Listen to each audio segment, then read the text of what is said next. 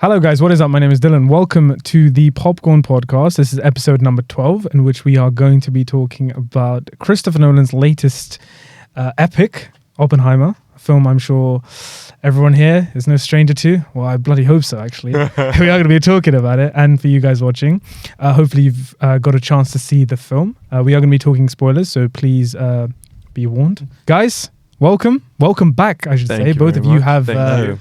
You're both veterans. You're both here on the very first episode. Nice to see you. Yeah, it's good to be back. Yeah, Mickey, we just shot Barbie. So that should be out right now. Quick outfit change. And Theo, welcome back. Is this my second or third? Which ones have we done? You should know. I should know. It's your second. You were here for the first episode, and now you're here for episode 12. I didn't get the call back until now. He was in Thailand. He was doing things, Yeah. But he always remained close to our hearts. Anyways, enough about Theo Brown and more about Robert Oppenheimer. Guys, what do we think? I know Christopher Nolan is the typical film bro director here. You know, everyone knows the name if you know film somewhat.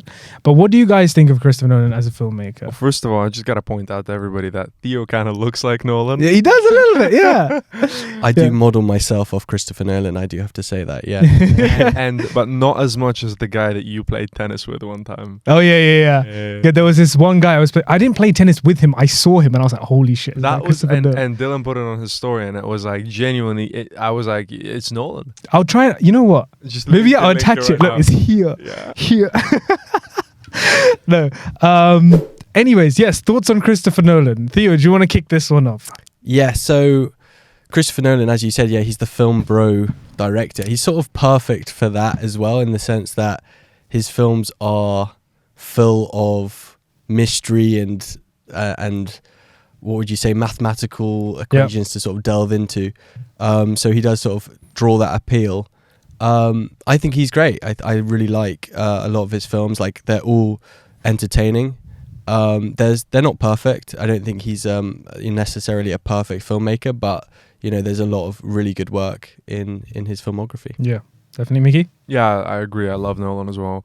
I think he's got a solid, a really, really more than solid, actually, like a great filmography, and I think he's doing some really incredible things, and his work is just really cerebral, and he's very passionate about film, and you can see it on every level. Like, he's a detail-oriented man and a brilliant screenwriter.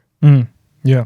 Well, for me, Christopher Nolan is one of the most pivotal figures in my journey as a film lover. His films have had such a profound impact on my life, I guess. They've been instrumental in sort of shaping not just my taste in films, but also just opening me up to the possibilities of what cinema is capable of.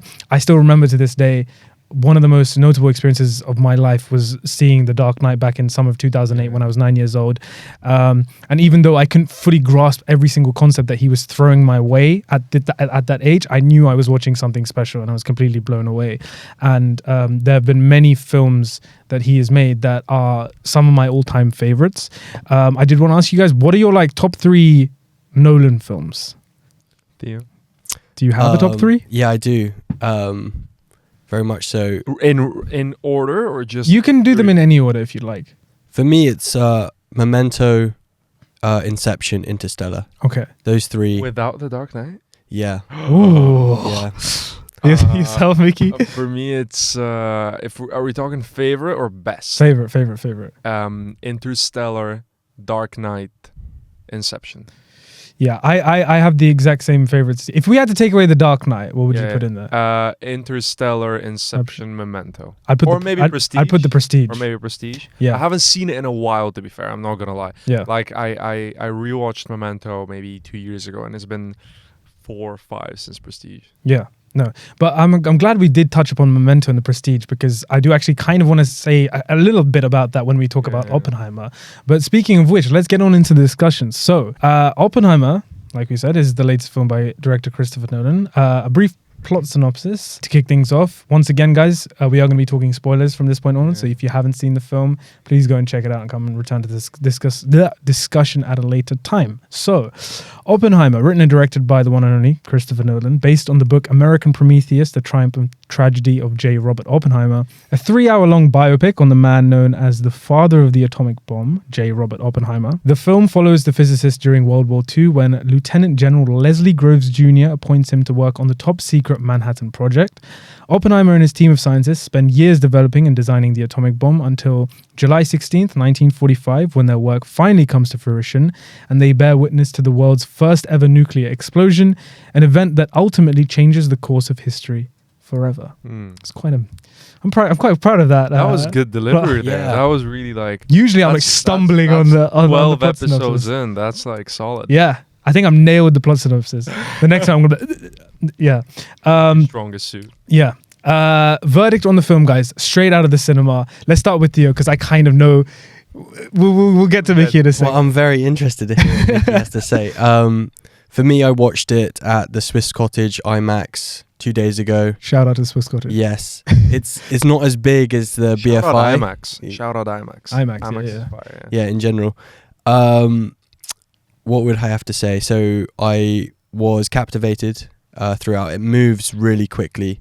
It's super engaging, very rich in dialogue and theme, and just dense in the amount of basically, I don't know, how would you describe it? The dense in the amount of information that, the politics of the time. And basically, I really enjoyed it. I couldn't quite grasp all of the context, all of the politics, and it made me think about what the intention of the director of Nolan is. Is it for a mass audience to understand first viewing, or is it actually a piece of artwork, a historical artifact that should be sort of analysed and interpreted over time? And I think it's actually the latter. So I'm looking forward to rewatching it and sort of delving in further. Yeah, but you did enjoy it though. Yeah, very much so. Very Good much stuff. so. Mickey, because myself and Mickey, we went to see this at the IMAX at Leicester Square. I feel like there's this agenda that's like, I didn't like Oppenheimer or something, which is not true. I did like Oppenheimer. I think it's a wonderful film and an incredible film on many levels.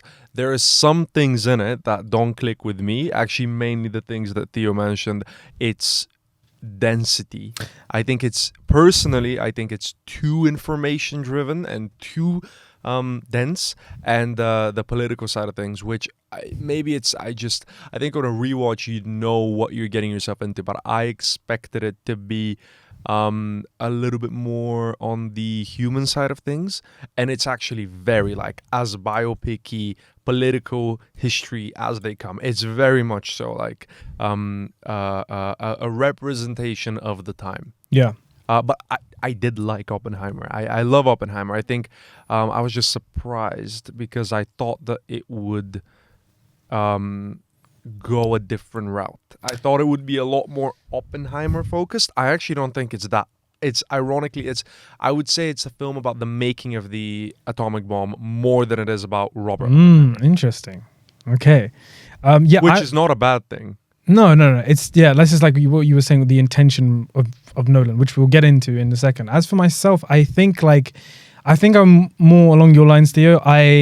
I knew as soon as the credits hits, it's a film that I was going to see at least one more time. Dense is the word here when talking about this. Is by far Nolan's most dense and informative film. It's 3 hours in length, and there is so much information being sped your way. I think it's kind of impossible, at least for someone who isn't familiar with all the political environment of the time and all those intricacies, to get on a first viewing. A lot of people say this is a flaw of Nolan, that the fact that you do have to keep going back and watching just because you might not get it the first time. I kind of love that about him. Like every time, like with Tenet, everyone had their issues with Tenet and understanding what the hell was going on there, and then going on rewatching it. For me, I had better experiences with it, and I was able to see new things on my rewatches. I can understand some people find that frustrating. But for myself, I did enjoy Oppenheimer. I wouldn't put it at the top with Inception, Interstellar, Dark Knight in terms of that. But how I do think there are some things in the film that it's like the best of Nolan. And yeah, I did enjoy it, and I can't wait to sink my teeth into it again. Speaking of the positives here, what would you say, guys, is the best aspect of Oppenheimer? If you had to put it down to one thing about the film, what was something that blew you away about the film, or you were incredibly... Nice pun. I didn't intend for that. Yeah, what was something that really blew you away, I guess? I have two things. Okay. Every time the film went into Oppenheimer's subjective experience, whether it was the visions of sort of subatomic particles sort of colliding with each other in the first act of the film, I was already sort of going, okay, this is new, this is interesting, and I like it. And then also later on, when you sort of see these, the overexposure of certain scenes, and then hearing different sound designs and screams and whatever, I thought that was I just loved it every time we were very much inside Oppenheimer's subjective experience. And then the second thing was Matt Damon. I loved that sort of chalk and cheese dynamic they had. It sort of brought a much needed levity to the sort of second act of the film. And that sort of made the second act sort of glide through. So then when we finally got to the Trinity test and then into the third act, we were sort of ready for it. Yeah. Yourself, Mickey? I would say top was probably the general structure of the film. I'm a sucker for, non-linear, and I think just Nolan in general, his structure is sublime. Yeah. And I think he gets bored of linear. I think he likes to challenge himself. He likes to do weird shit like that, and challenge the audience as well. Yeah. And I love that. Like I think it's proof that people are smarter than some filmmakers give them credit for. Yeah. People do not need to be spoon-fed. You will get it. Exactly. Because the narrative is very unusual for a biopic. Very, very. It's not. There isn't really most non-linear narratives have a formula. This one doesn't. It just kind of jumps up and down, and I love that. Yeah, and it can't be understated, but Nolan, I'd say more than any other director, has used time, and that is his kind of thing. As I think he can't control himself and not do time in some way. Yeah. Even in this one, he's like, he needed to do time. Yeah. Yeah. Exactly. I think like one of the things for me that I really loved about Oppenheimer, one of the reasons I liked it, is because it actually reminded me a lot of Nolan's earlier works. I found it to be like really nostalgic of his like roots in the industry, but also like a really wonderful demonstration of his evolution as a filmmaker. Like I can see a lot of people who really love The Dark Knight and Inception and Interstellar not really loving Oppenheimer, finding it boring just because it isn't as sort of flashy or action driven as those films.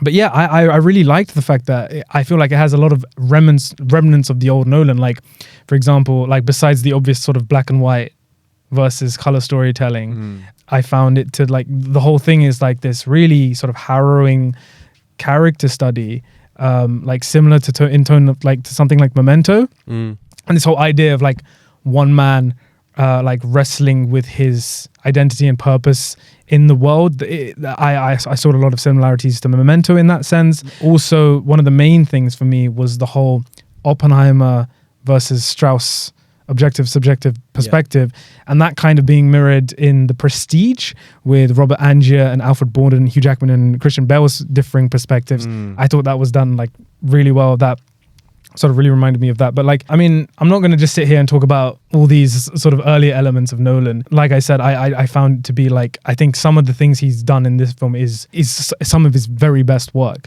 And I can see like over time how he's evolved so much as a filmmaker.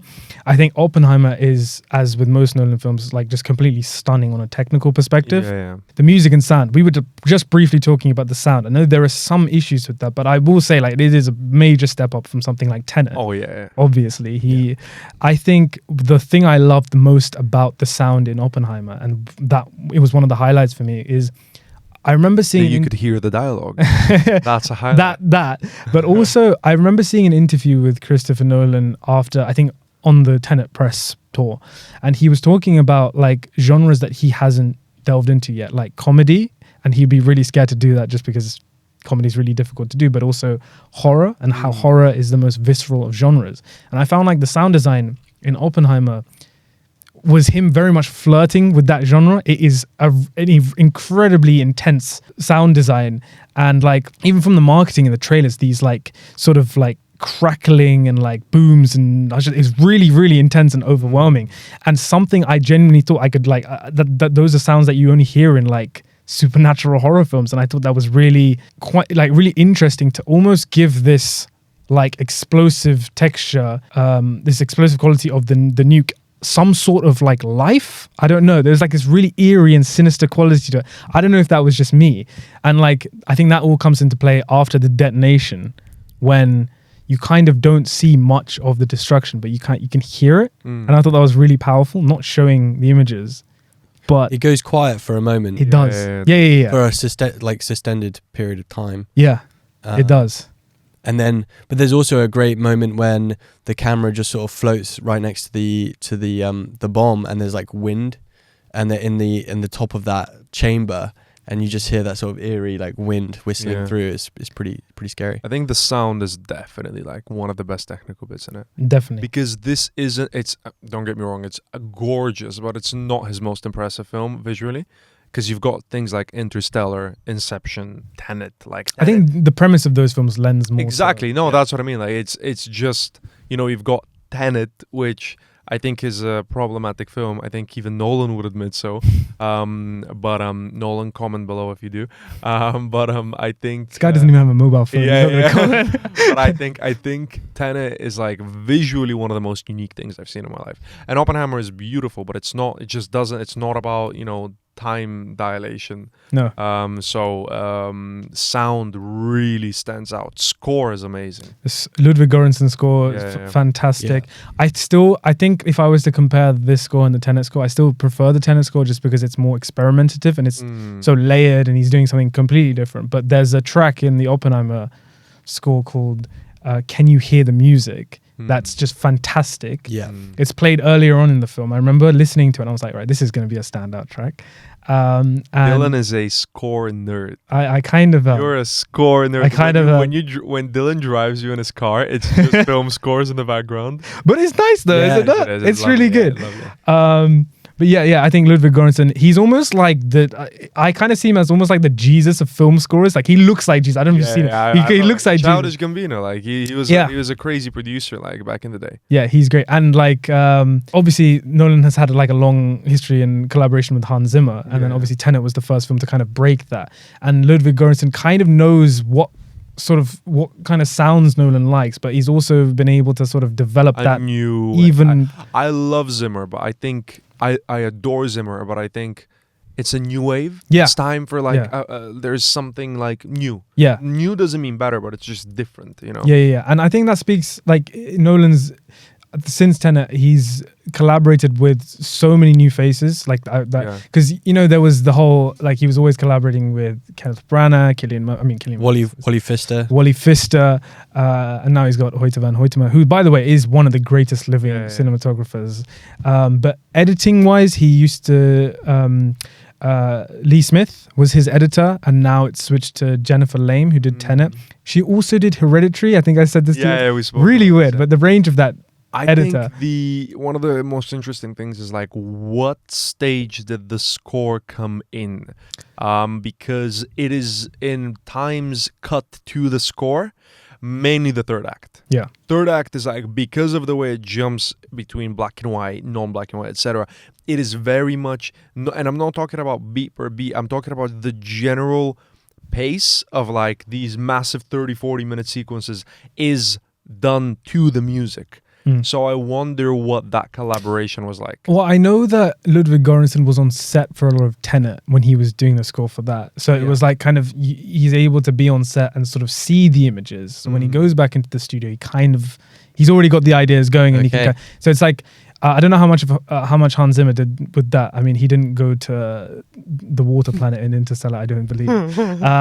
But no, yeah, the editing as well, I think was really fantastic I in this agree. film.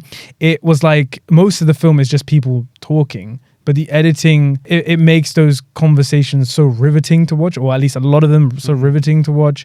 And like you said, Theo, the whole sort of, when Oppenheimer is sort of plagued by these visions of subatomic particles and fire and stuff in the beginning, when he's having these panic attacks, the way those images work in conjunction with Cillian Murphy's face, I thought was really like, it really put you in the psyche of the character at the start.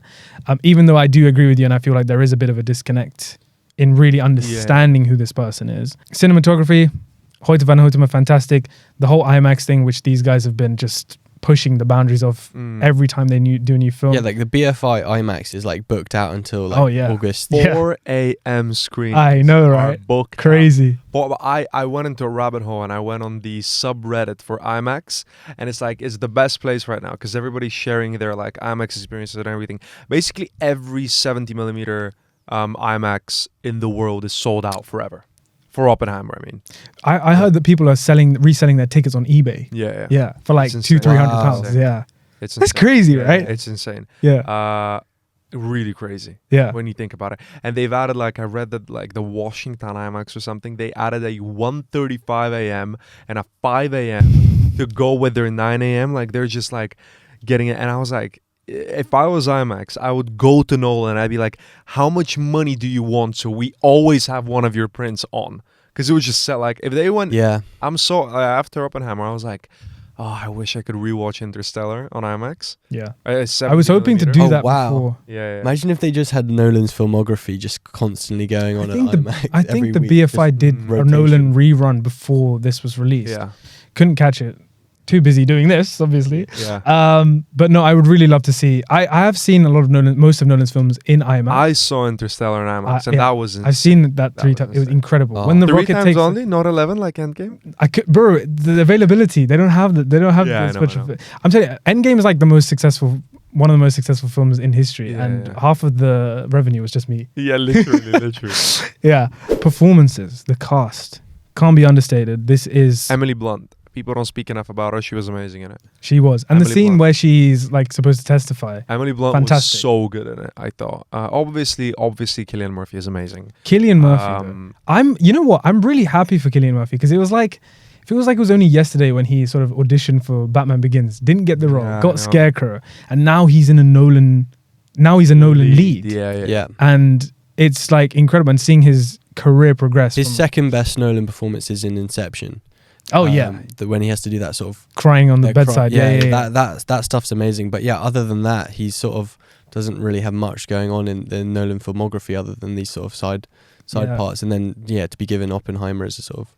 I think my one of my things with Oppenheimer is that it wasn't human enough. And when I say human enough, I don't mean like it wasn't. I just mean that it didn't touch on the emotional side of Oppenheimer as much as I wished it could have. But that is not from Cillian Murphy so much. It's more how the story is told. Yeah. I wouldn't say that he lacked anything. I would say that it's just a story. I mean, I think they probably didn't want a scene of, like, they could have easily done a recreation of that scene where Oppenheimer cries on national TV over the creation. But I think it was the sort of film that Nolan probably didn't want to be so open. I think he wanted to present this character of Oppenheimer as a man who is very muddied by his thoughts and very internal. And I think he made a really good representation of a man who we know is complex, we know feels this pain, we know has all that, but doesn't show it, which felt more intimate to Oppenheimer. Maybe it wasn't the most accurate representation of Oppenheimer in the sense of that emotional state, because, again, this is a man who cried on national TV over the creation of this. And I think we saw more of a version of him, of like him being more with himself. Yeah, I think it's to do with the intention of the filmmaker, of Nolan. Nolan, for me, has always been a very abstract filmmaker. Yeah. More interested in the concepts and these ideas and using the characters as a means of exploring those concepts, as opposed to really delving into the emotions of the characters. And I feel that way more in his historical films. He's only done a couple, Dunkirk, Oppenheimer. Dunkirk was a very like sort of objective kind of, here's the action. This is. I think as those opposed are to- great comparisons. Like the characterization specifically feels very similar in both of those. Yeah. Like we have these people who we know they're going through a lot, but it's more so like their state isn't what matters. It's what defines their state. Exactly. Oh, you almost sounded like that was a Batman Begins quote. It's not who I am underneath. Oh, What I do that defines me. Yeah. But no, I feel like when you said that, it's almost like Nolan feels a responsibility to tell these stories as an objective person, as opposed to, you know, with his science fiction films and films that he creates the characters for us. Then he's sort of like with Matthew McConaughey in Interstellar. It's not based on a real person. You can really play around with those emotions. I think that's why I love Interstellar so much, is because Interstellar is as big, if not bigger, than Oppenheimer in just because Nolan, I think, is the filmmaker who is the best example for an epic. He makes epics like his even films something like this. Yeah, his films are massive. They feel like there is a score booming in the background always. They're huge. They're these complex stories, and I think Interstellar has a few things maybe I'd like different, but as a whole, it is the one that most captures it being an epic, but also feeling incredibly intimate to the character. Yeah, absolutely. Like, I think of all of Nolan's characters, I'm including Dark Knight, every single film, the Matthew McConaughey's character is the one I feel foremost. Yeah. Yeah. No, definitely. Well, I was going to say, like, I've just written a little review of the film, and I was sort of describing it as a difference. He has a sort of one for him, one for us dynamic in his filmography, if you look at it. So he's an experimental filmmaker at his heart. So Memento, obviously working backwards. You've got Prestige working from two perspectives. You have Dunkirk working from three different timelines, and Tenet, whereby you have the protagonist called the protagonist because he decided that if the plot was big enough, the character name wouldn't even matter. And so those sort of experimental things that sort of defy the classic Hollywood convention by working backwards, or, you know, making the characters maybe less important as an identity in the film and making the situation more of an identity. Yeah. They feel like more of like Nolan's films where he's made it for himself and he puts it out there for people to interpret and for people to sort of just take it or leave it as a piece of art. And then you have films like Inception, Dark Knight, Interstellar, whereby, you know, he really cares about the powerful catharsis, making sure that the audience do follow it all the way through, and it does feel satisfying on a one watch, just watching it the first time and just enjoying it. Yeah. And like there's moments in Interstellar where you literally have a character who's sitting on the spaceship and he gets out the paper and he goes, "This is a wormhole," and he's sort of explaining it to the Just audience. as they're about to go into the wormhole. You didn't think that was a good idea? Exactly. It's sort of expositional for the audience. And then also in Inception, he literally gets another piece of paper and he draws out, you know, the dream, and then we're trying to get into the middle of the dream. He's basically, you know, doing those moments for the audience. And in Oppenheimer, he doesn't do that. Which leads me to think that Oppenheimer is a film for him, where he's experimenting with subjective versus objective. He's experimenting with visions, subjective visions and different timelines and non-linear. And he's putting it out there as a dense piece of work that, you know, isn't necessarily meant to be enjoyed, you know, by a mass audience first time watching. It's sort of different. It's sort of like the difference between Stanley Kubrick and Steven Spielberg. Kubrick's films don't care about the audience. You know, 2001: A Space Odyssey, The Shining, Eyes Wide Shut. There's so much like metaphor and symbolism that you need to go away and interpret and analyze and process. And then, you know, Steven Spielberg, you know, besides a few films, is often just, you know, giving their films a real Hollywood heart, making sure there's powerful catharsis and all of that. And I think this film, Oppenheimer, sort of stands slightly more towards the Kubrick side in terms of this is a historical artifact that, you know, dense. It's not necessarily. That's a fantastic point with Kubrick. Kubrick has said, like, he is against he's like, I don't get when people watch a film one time. A film is not Yeah. something to watch one time. It's a thing to rewatch and learn and learn and learn. And that's a great point that probably Nolan had a similar intent for Oppenheimer. And, and people are comparing the film to The Social Network. But this is the thing with The Social Network is, you know, Fincher and Sorkin were very much working with the studio. The studio said they couldn't be longer than two hours. Sorkin had to prove that the 162-page script was less than 2 hours when you spoke it in Sorkin's By the way, speed. one of the greatest scripts Insane. ever. And that film's 2 lawsuits, 5 main characters all competing for glory and stuff, and it's super dense. But Sorkin really does care about the audience in that film because you're never confused. You always know Eduardo's intentions. You always know Mark's intentions. You always know the Winklevos's intentions. It's like, it's so well designed. And Fincher, If only somebody Sorkin, wrote a video essay on The Social Network. Huh? yeah, exactly. That's your next one. And then, but then I was just thinking, like, I left the cinema and it's like this dense piece of work, and I was like, what happens if Sorkin had written the Oppenheimer and Nolan had directed it, and it had been more concise, more digestible in the Sorkin way of doing things, and probably shorter, probably 2.5 hours, probably focusing more on Strauss versus Oppenheimer as a through line with the horrors of war as a sort of, as opposed to just doing the third act. Yeah. And I think, but those are 2 different films. One's for the audience and one's for himself. And I think actually you got to take the film on the director's merit here, and like Nolan put it out as a dense piece of work on purpose. Yeah. He didn't fail at making a blockbuster. He succeeded in making what he wanted to make, which was a dense piece of work. I think the key term here, like you use, is like a historical artifact. It's something that is there now, and if you want to go and see it and you want to have that experience, you can, and you can pick it apart and whatever.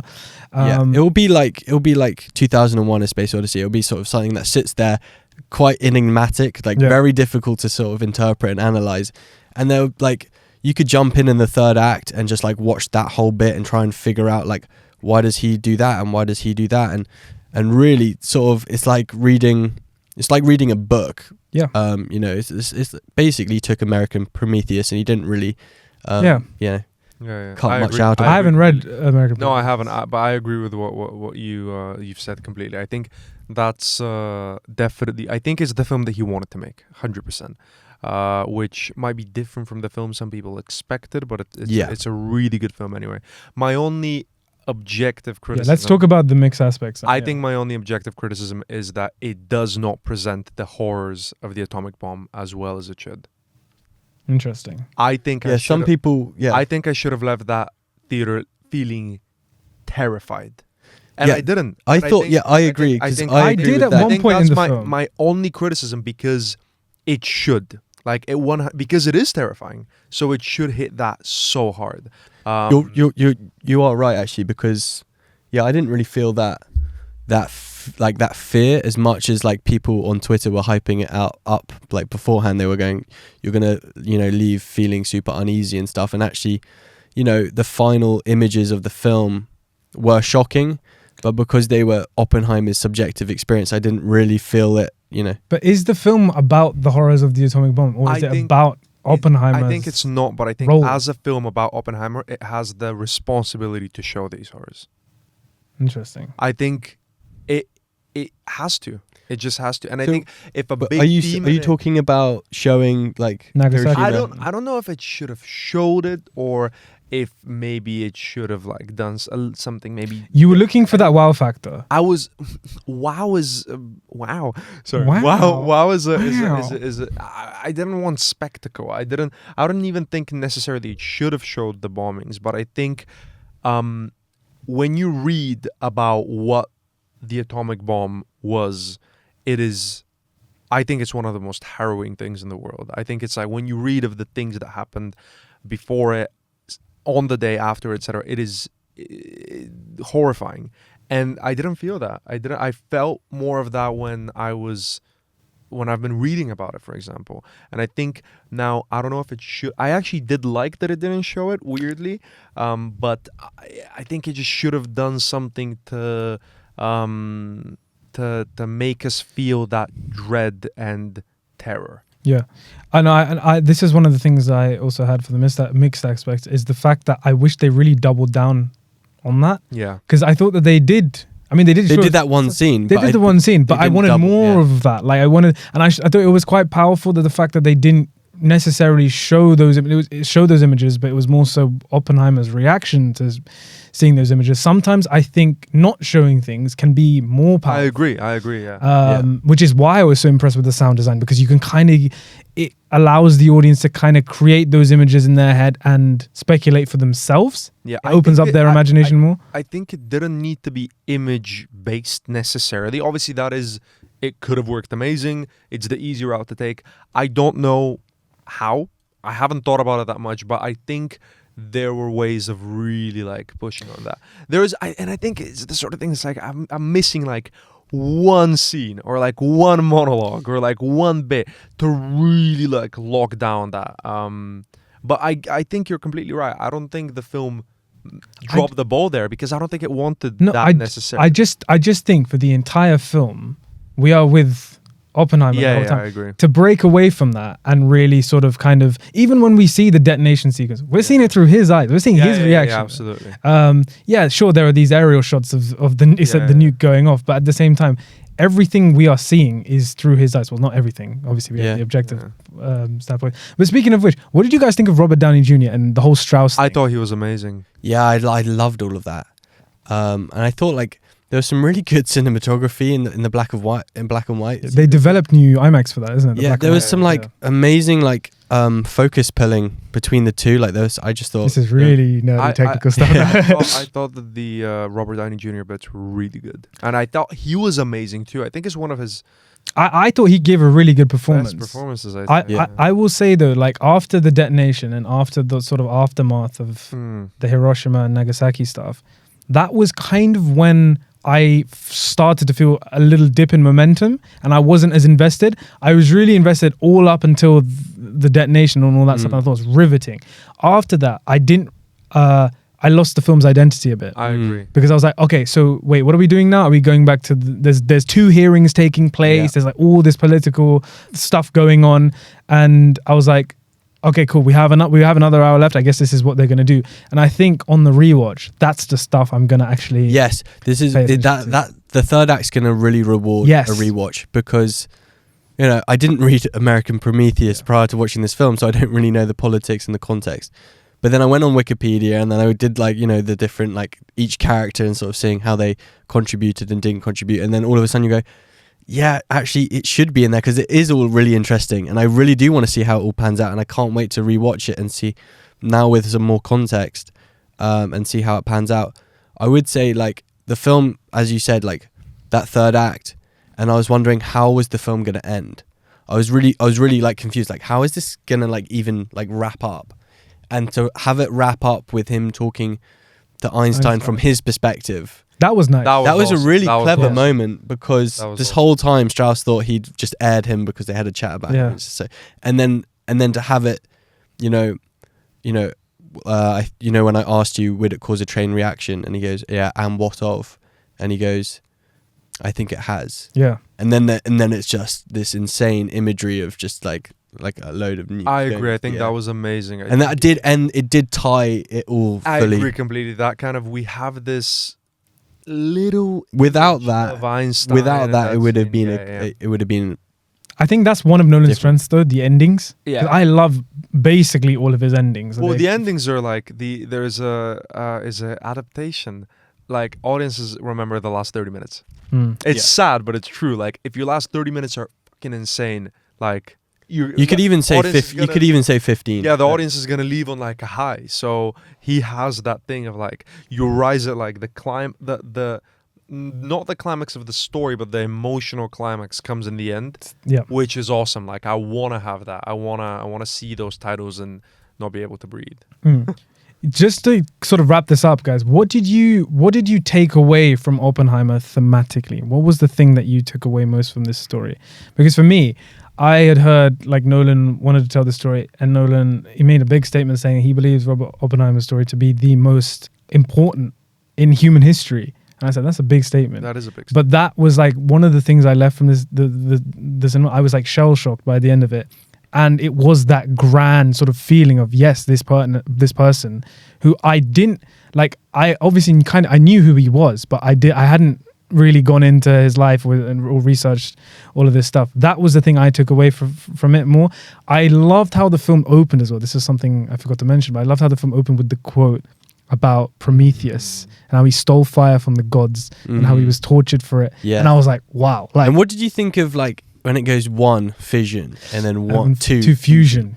Yeah, I mean that's just Nolan kind of sort of be like, hey, this is something I'm just establishing at the start. You're probably gonna forget it. Yeah, you're probably gonna forget it.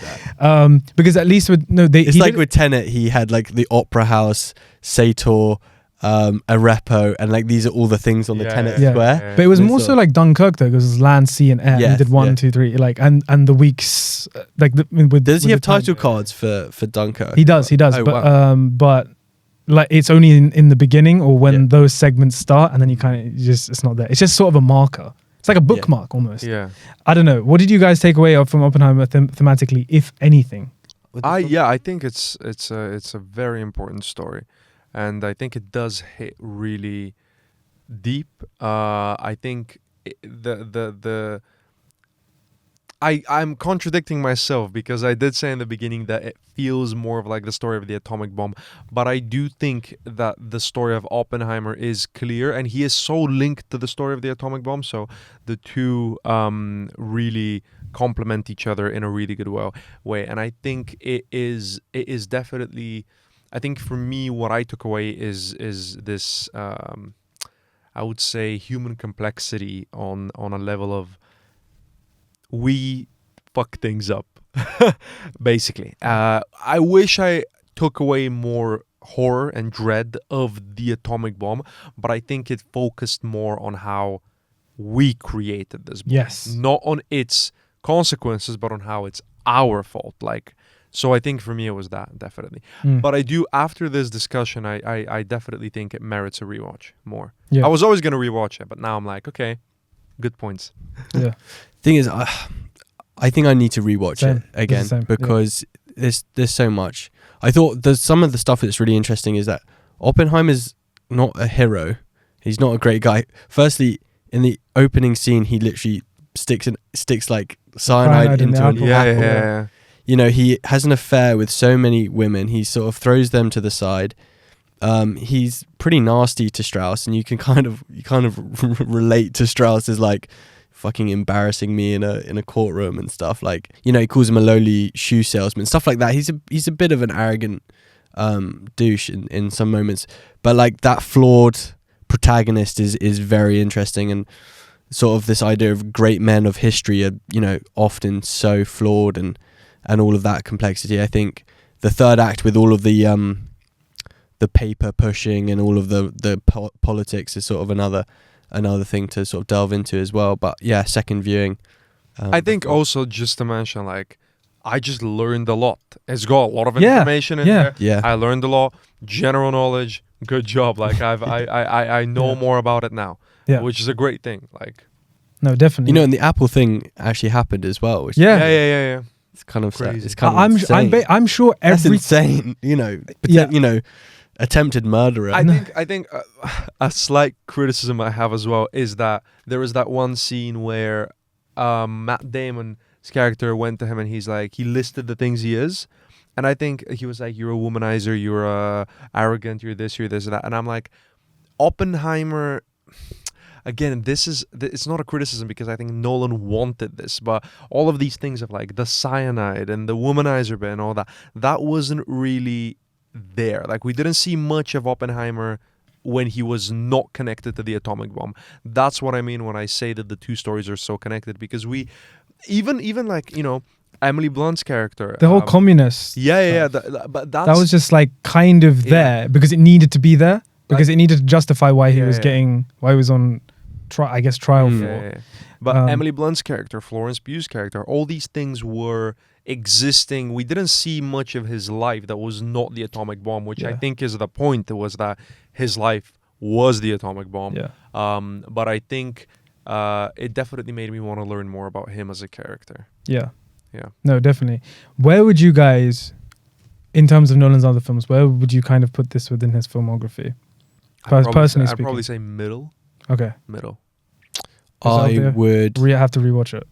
I would say it sort of doesn't fit into a ranking in such, because it's just like, can I compare Oppenheimer to Interstellar or like Inception? I kind of feel like this is a film that might change depending on the age. Like, I feel like I might like this more when I'm like, that's a good point. in a couple of years time, point. like down the line, when I can really look at it and be like, oh wow, like I missed this and this when I was. But yeah, no, it's like it's either my favorite or it's just like yeah.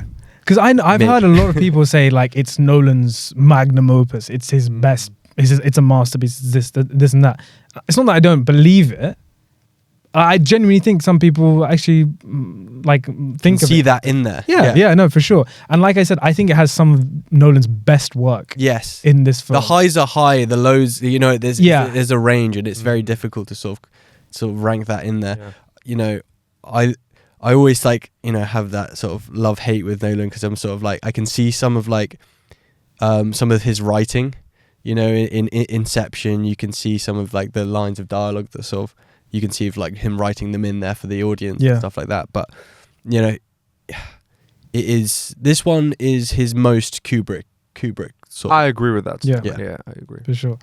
To wrap this up though, Mickey, I want to ask you. You recently did a video essay on why the Barbenheimer Phenomenon. Yeah. Why the double bill? Yeah. Why it matters? Yeah. And what do you think? And who won? Who won? And what does it mean? Not financially, but just who won.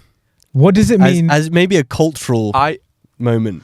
What does it mean for cinema moving forward? I think there isn't a winner, because both films won greatly. It means a lot, actually. It's a very, very, very important weekend.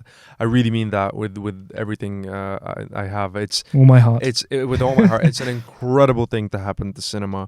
I think this last weekend was just so beautiful to see people so excited. Yeah. To make it a day. Oh, the Barbie viewing I went to last night was full. And everyone was wearing pink. And I accidentally wore a pink shirt, so I was up there as well. My friends in Bulgaria were arranging a viewing this morning for this night, and they couldn't find seats. Yeah. For like $9.50.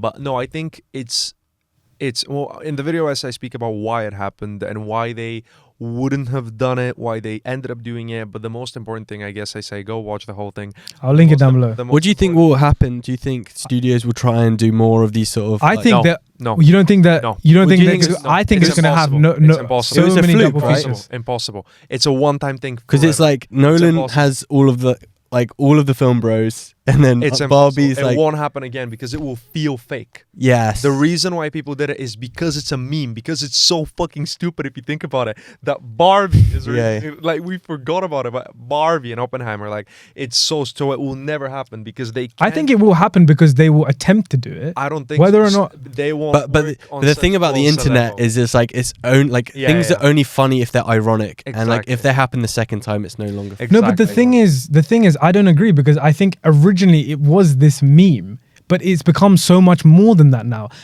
Like the general moviegoer who doesn't follow those memes and doesn't know the history of these two films sort of battling over, they're just going to see Barbenheimer because they heard, oh, there's a double bill. But I think from a studio perspective, it's way too risky to bank that it would happen again. Because if you think about it, I speak about this in the video essay. I say it lightly, but from a studio perspective, this is not very smart. Like, you've got two massive blockbusters. That I agree with. And it is not very smart. They ended up doing it for various reasons. Watch my video essay. But it's not very smart. So it's too risky to bank on it again to do it again. Take Oppenheimer out of it. What other film could be the sort of supplement to Barbie? Like Barbie was always going to do well, and then it would be, what would be the other thing to sort of supplement it? It couldn't really. Fincher, I don't think has the same pull to the cinema. I don't think, like even Killers of the Flower Moon, would that have the same pull to the cinema for? No, it needs to be. It has to be Oppenheimer at the same time. I think, but I think it's. incredibly important. And go watch both of them. Watch them at the same time. Enjoy your day. Make it a full day. Watch Barbie first. I think. See, that's And why then this is that's what I did. That's the false This is- order. That's what I did, but it's not the right order. But, I disagree, but- Really? I disagree because I think if you watch Oppenheimer first, and there's all this. But you need to compute it. Yeah, and you then- need to compete, and then you go see Barbie. It might just jar you, I piss think you Barbie off. is Yeah, the that's why I yeah. say you got to watch Barbie first. Nah, Yeah, that's why I said- think that's why I agree, Barbie is the perfect summer cocktail evening film. But anyway, that's a whole other discussion. But no, Yeah, you can't be processing Oppenheimer Yeah, while and watching then go and Barbie. watch Barbie. Yeah. it's amazing because it makes going to the cinemas an event again. Yeah. That's what I speak about in my essays and in my essay, and that's very true. It makes the experience not something you find the time for, but something you make the time for. And I think that is a wonderful note to leave this episode on. Thank you guys so much Thank for coming you, and Dylan. talking Oppenheimer, Appreciate it. Barbenheimer. Yes. Uh, That's This has been episode 12 of the Popcorn Podcast. Once again, thank you to my guests, Theo Brown and Mickey. Their respective channels will be linked down below. Mickey's and Theo's got a short film that he would love to share with the world. So please do go Yeah. and check it out. Over on Flick Fanatics. Flick Fanatics. But that is it for this episode, guys. Do let us know what you thought of Oppenheimer and Barbenheimer, down below in the comment section. And we will catch you very soon in the next episode. Cheers. Thank you. Cheers.